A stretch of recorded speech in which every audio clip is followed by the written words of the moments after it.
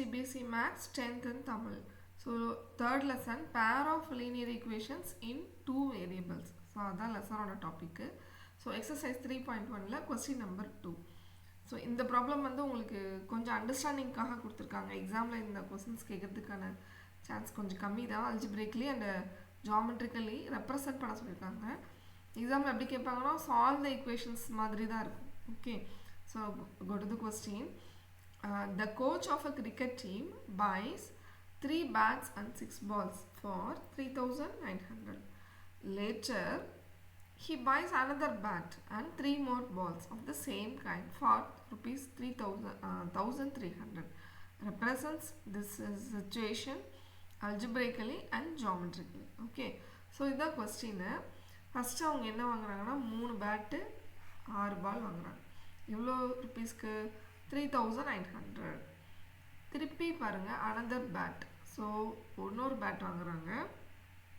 அதுக்கப்புறம் 3 more balls. So திருப்பி 3 பால் வாங்குறாங்க. ஓகே ஓகே see, முதல்ல வந்து என்ன வாங்குறாங்கன்னா பேட். நம்ம இங்கே எழுதிக்கலாம் பேட். அடுத்தது வந்து ball. So first situation, second situation. First சுச்சுவேஷனில் பேட் எவ்வளோ வாங்குறாங்கன்னா 3, இங்கே வந்து 6, 6. ஓகே, எவ்வளோ ருபீஸ்க்கு வாங்குறாங்க? 3,900 ருபீஸ். அடுத்தது another bat. So another only 1 bad.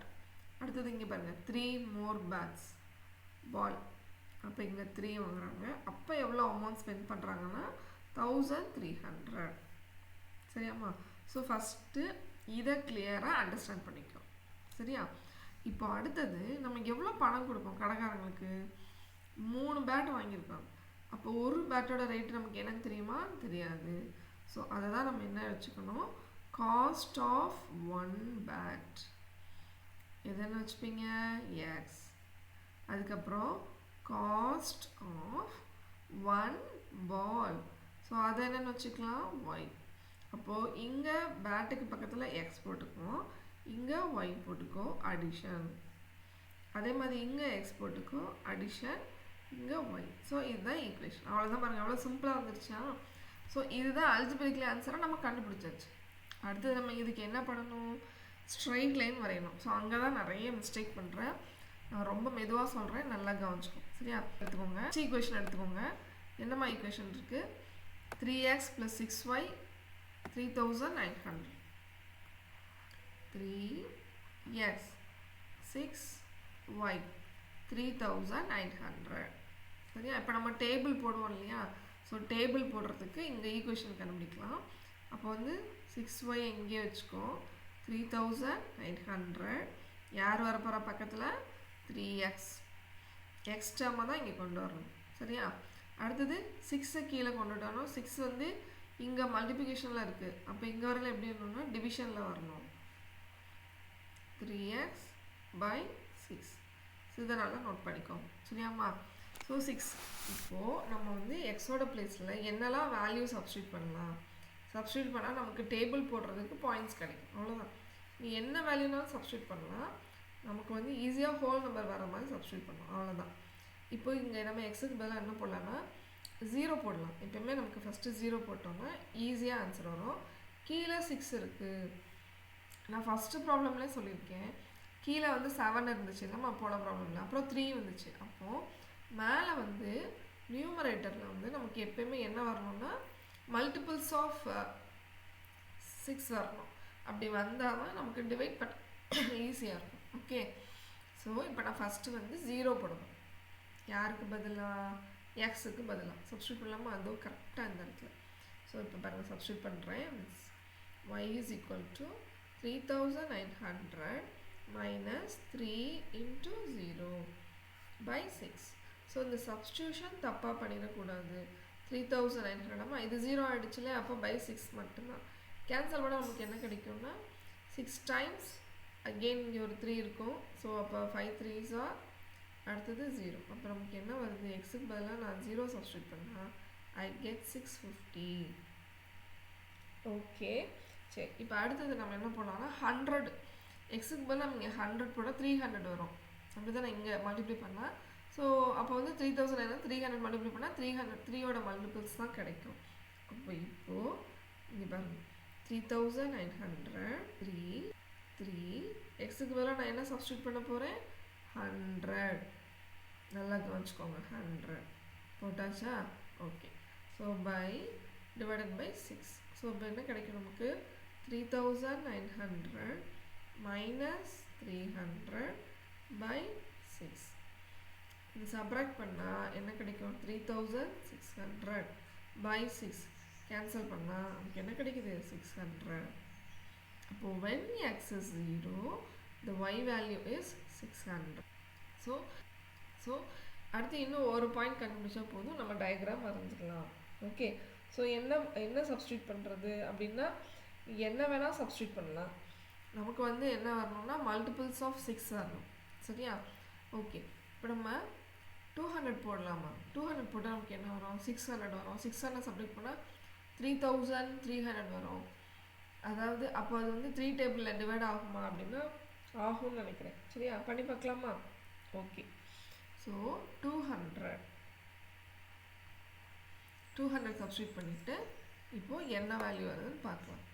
C y is equal to 3900 minus 3 into 200 by 6. So அப்போ என்ன வருது இங்கே minus 600 by 6. ஸோ இதை நம்ம கேன்சல் பண்ணால் நமக்கு 3300 வரும் by 6. ஸோ 5 டைம்ஸ் வரும், மிச்சம் 3 வரும், திருப்பி அகெயின் 5 டைம்ஸ் 0. ஸோ நம்ம இங்கே என்ன எழுதிடலாமா 550. ஓகே. ஸோ இந்த மாதிரி நீங்கள் என்ன பாயிண்ட்ஸ்னாலும் போட்டுக்கலாம்.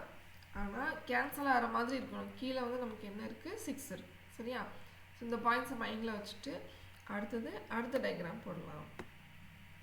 ஸோ அடுத்த ஈக்குவேஷன் என்ன வந்துச்சு? இதே தான் இருந்துச்சு ஆல்மோஸ்ட்.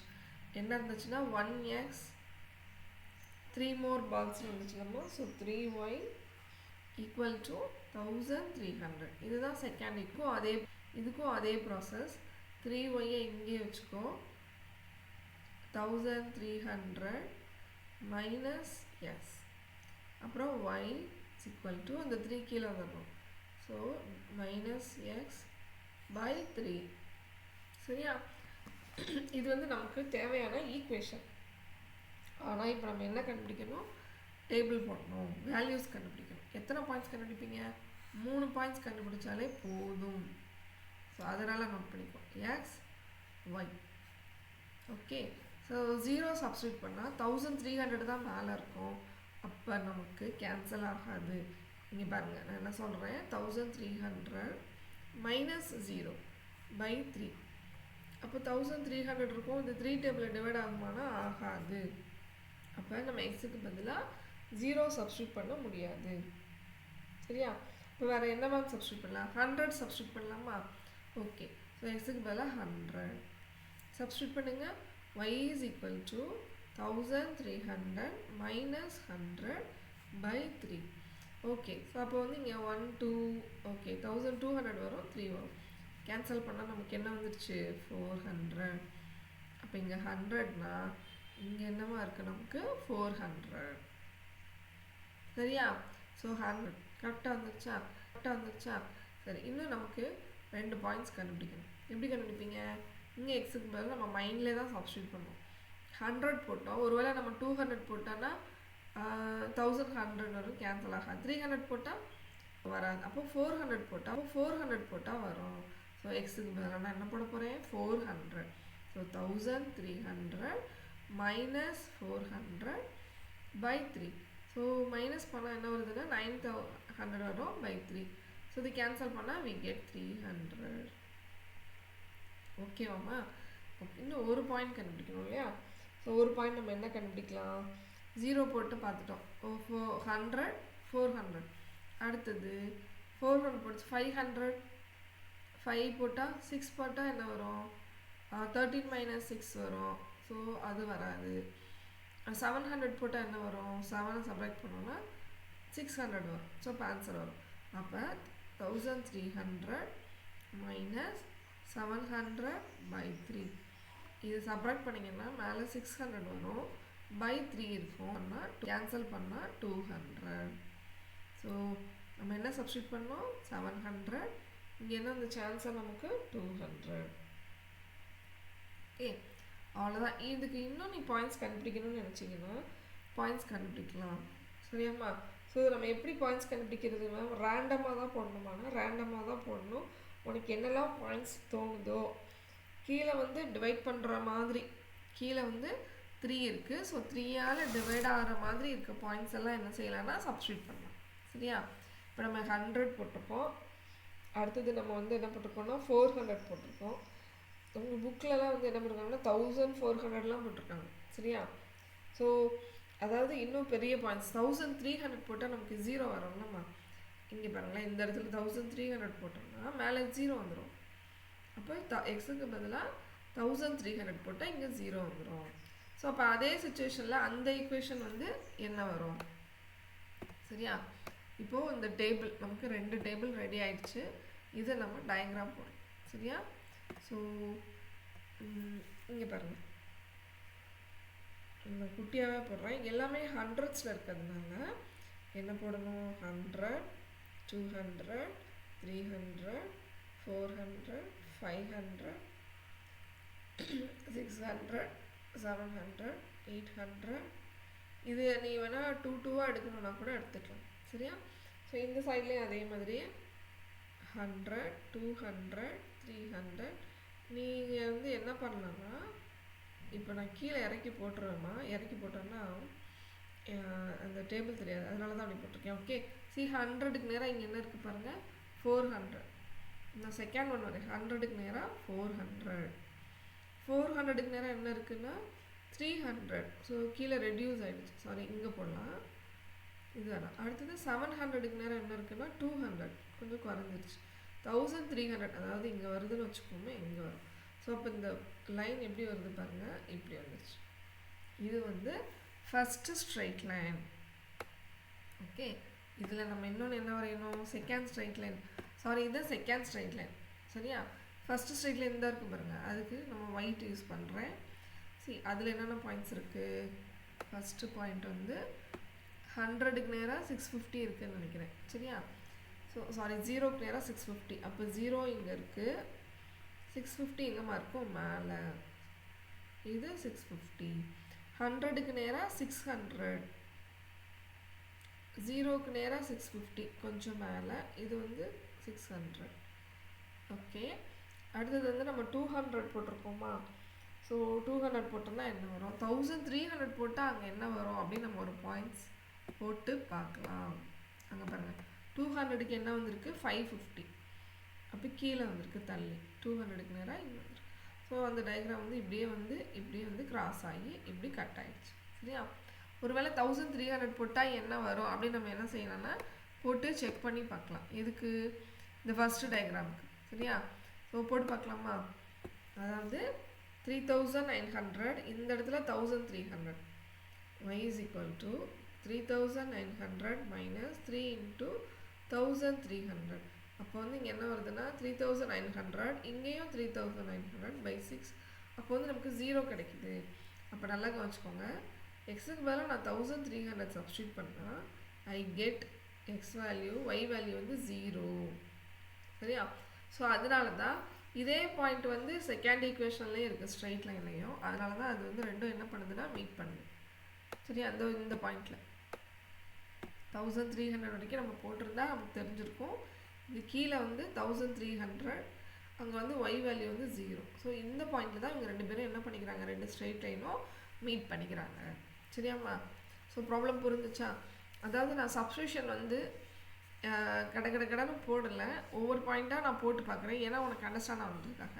நம்ம ஒன்றுமே இல்லை, நம்ம சப்ஸ்டியூட் பண்ணுற எக்ஸ் வேல்யூஸ் வந்து கீழே டினாமினேட்டரில் 3யும் 6ம் இருக்கிறதுனால அதோட மல்டிபிள்ஸ் வர்ற மாதிரியான நம்பர்ஸ் செலக்ட் பண்ணோம். ஒரு மூணு நம்பர் செலக்ட் பண்ணாலே போதும், நமக்கு ஸ்ட்ரெயிட் லைன் கிடச்சிரும். நமக்கு இன்னும் கிளியராக இருக்கணுன்றதுக்காக 4 பாயிண்ட்ஸ் 5 பாயிண்ட்ஸ் கண்டுபிடிச்சிருக்கோம். ஓகே, ஸோ 2-3 வாட்டி நீங்கள் ப்ராக்டிஸ் பண்ணிட்டீங்கன்னா இதே பாயிண்ட்ஸ் எடுத்தால் கூட ஓகே தான். சரியாம்மா? So I hope you all understand the problem. Thank you students.